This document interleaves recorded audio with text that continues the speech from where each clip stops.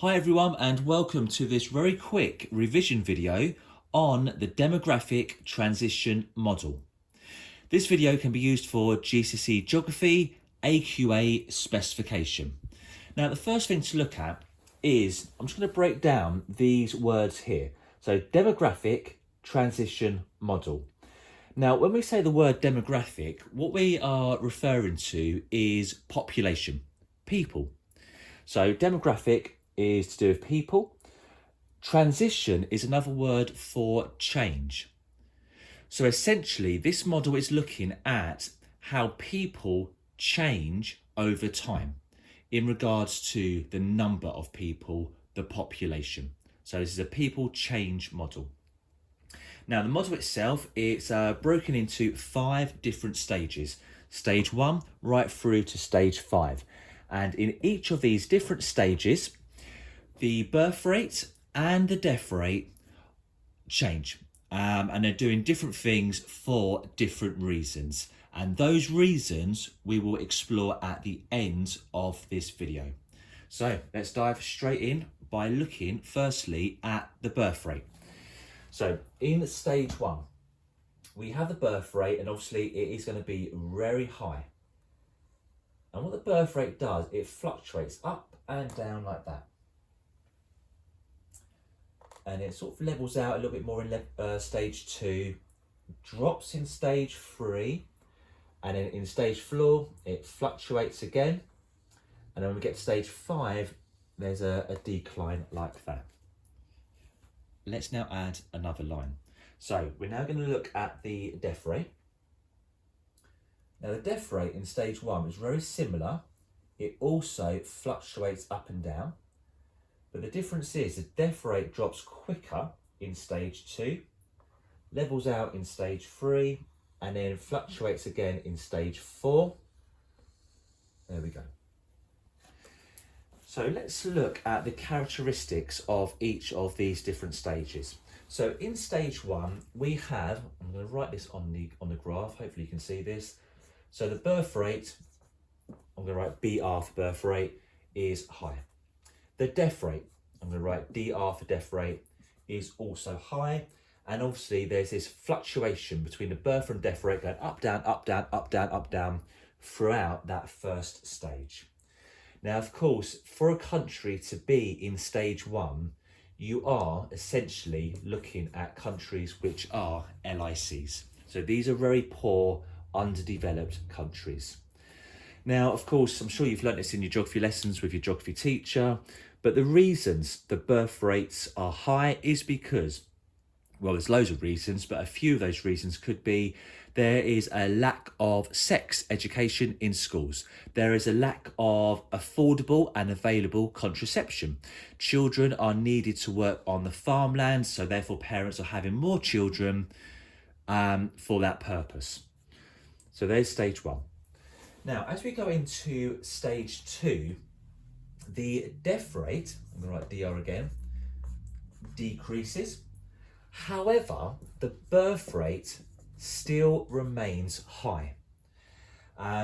So what we have here in this section, we've got what we would call a natural population increase.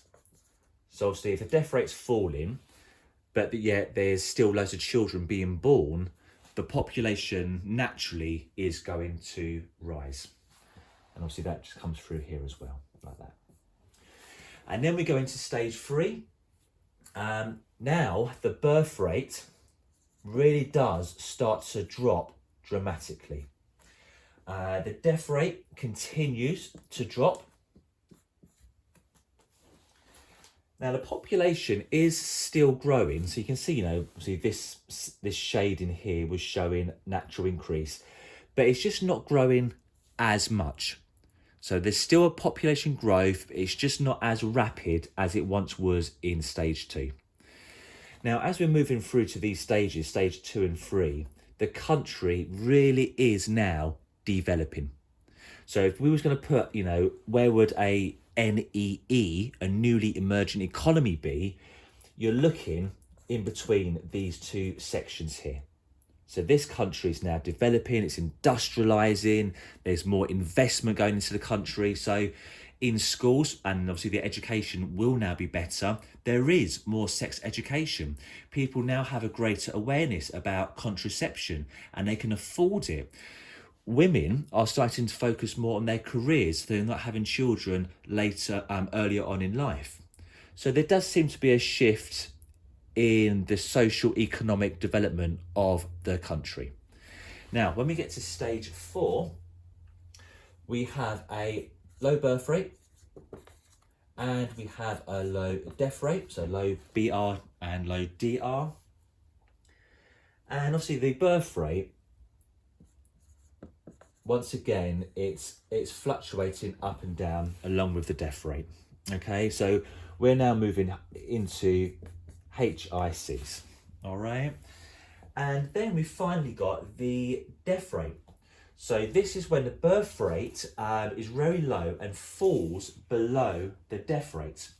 So you can see now the birth rate is falling below the death rate, and the death rate increases slightly because there is, of course, now more of an ageing population. So there's our death rate now slightly above the birth rate. That's the DR line. And our birth rate line is there. Hopefully the camera's picked it up. I don't think it has. There we go. So let me just say that again. So obviously the death rate is now higher than the birth rate because obviously in this country there's more of an ageing population. So therefore it's natural there is going to be more deaths than there are births. And obviously this section here is called a natural decrease because this will lead to the population reducing in that country.